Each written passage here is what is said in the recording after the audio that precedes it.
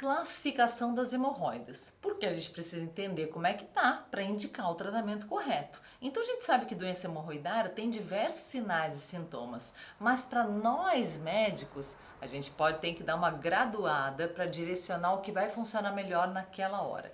O mais importante de tudo é entender que todo cirurgião geral, coloproctologista, gastroenterologista, mesmo clínico geral, teria a obrigação de examinar o paciente, tá?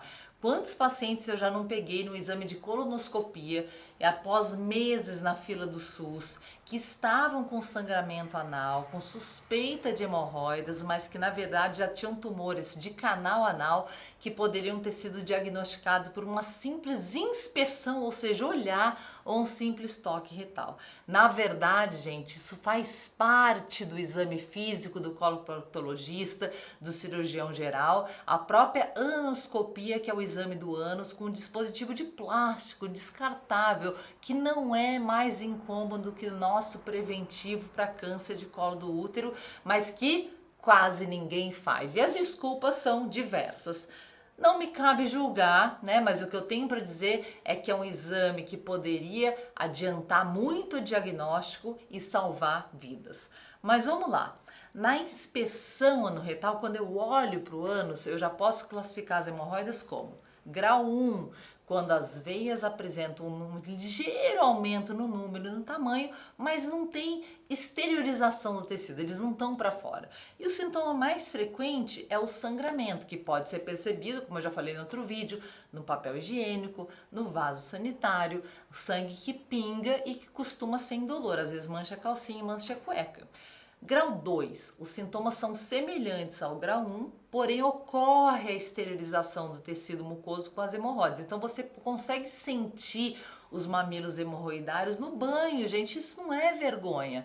Conhecer o seu corpo, prestar atenção nele, pode salvar vidas. E geralmente essas hemorroidas saem durante a evacuação, ou seja, com esforço, mas retornam para dentro do ânus espontaneamente. Agora, e o grau 3? Ela é caracterizada pela exteriorização das hemorroidas, que não vão retornar para o ânus de forma espontânea, como no grau 2. Então, na hora de usar o banheiro, o paciente consegue sentir que ela saiu e depois precisa empurrar para dentro com o ânus com a própria mão. Gente, eu tô dando a real aqui, nua e crua, porque tem horas que a gente não pode explicar de outra forma.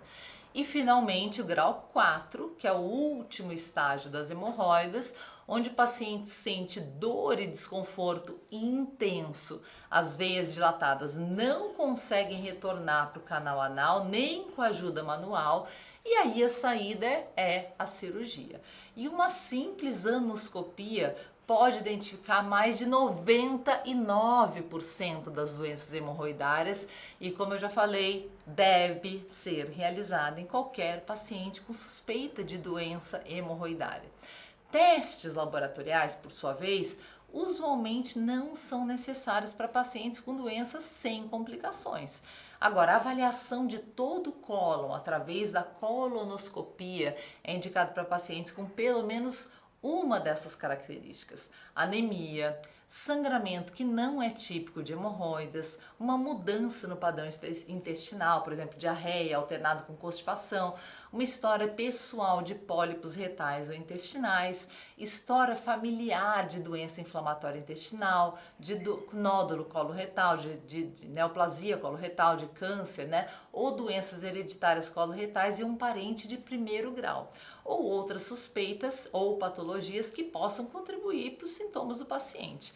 E recomendações gerais, vamos lá, para tratamento de hemorroida. Primeiro de tudo, gente, dieta com suplementação de fibras. Eu uso farelo de trigo, ele é o tratamento primário para doença hemorroidária. Hemorroida grau 1 e grau 2 pode realizar procedimento em ambulatório, como por exemplo, ligadura elástica, escleroterapia com microespuma, infravermelho. Hemorroidas tipo grau 3, ligadura elástica, mas se já existem 2 ou 3 hemorroidas maiores, já se recomenda a cirurgia.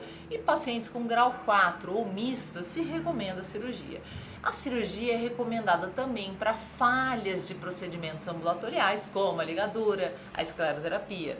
E no caso das tromboses hemorroidárias, que quando forma aquele coagulinho, né? E dói muito, muito, muito.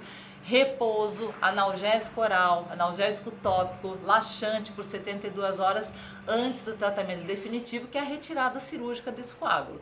Mas a gente vai falar um pouco mais de escleroterapia com microespuma, porque é um método que nós fazemos aqui na Angioscópia há vários anos com muito sucesso.